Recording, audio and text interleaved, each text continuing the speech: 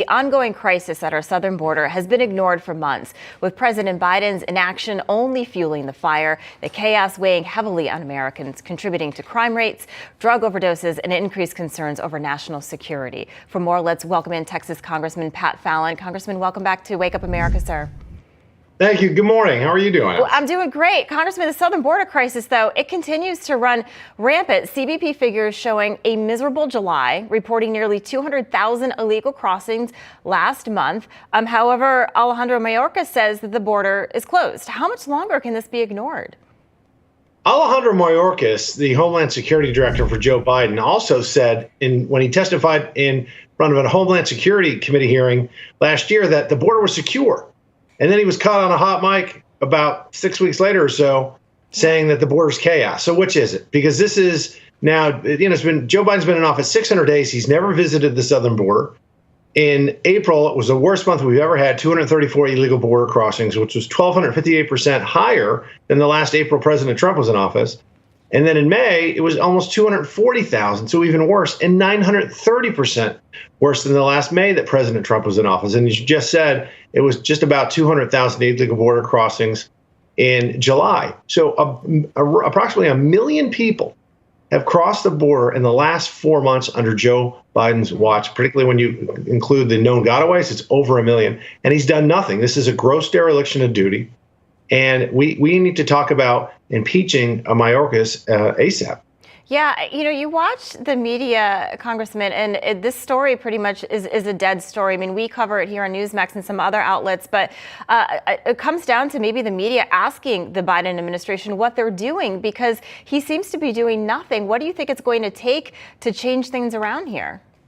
Well, he's doing nothing, and you all are reporting it because you're truth tellers. And the mainstream media is just ignoring it. Folks thought it was bad about March of last year, and they thought the problem went away. It's actually gotten much worse. And what it's going to take is not a red wave, but a red tsunami come November, because Joe Biden just keeps continuing to take a left turn and just appeasing his left-wing base and leaving us all, really, it's a more dangerous country. We lost 107,000 Americans to drug overdoses, opioid overdoses last year, 80,000 just to fentanyl. Yeah, it's a scary thought. We talk to people all the time who are, covering the border, and the amount of drugs that are coming in, it's overwhelming.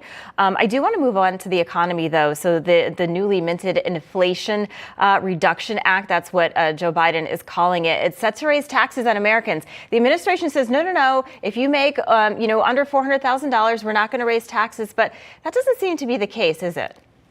No, it doesn't. He's broken his promise. There's going to be $17 billion just next year in new taxes that will target folks that make under $200,000 a year or less. So that's a shattered, not even a broken promise, Allison, but a shattered promise.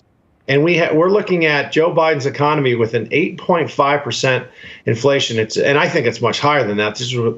That's what they're reporting. It's a 40-year high. But let's look at the things that we absolutely need to buy, right? Gasoline is up 44%. Airline tickets are up 28%. Butter's up 26%. Eggs 38%. Coffee 20%.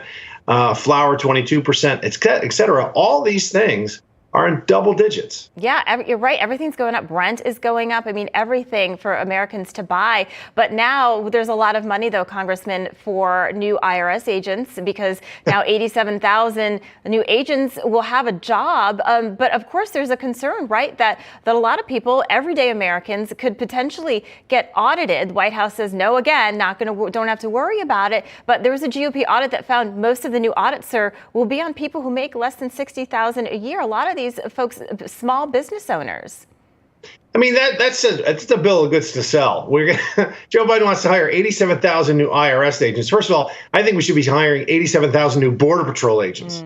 But we just had a town hall, several town halls. There were about 1,200 great Americans that showed up. Now, one person raised their hand when asked, how many of you want to hire 87,000 new IRS agents? Yeah. Nobody wants that, because of course they're going to come after us. Law-abiding citizens are going to get harassed by an IRS that apparently that's going to be armed as well, which is terribly egregious. Yeah, absolutely. Well, a lot to talk about. We really appreciate you coming on the show today. Congressman Pat Fallon, thank you so much. Thank you so much. God bless. Same to you.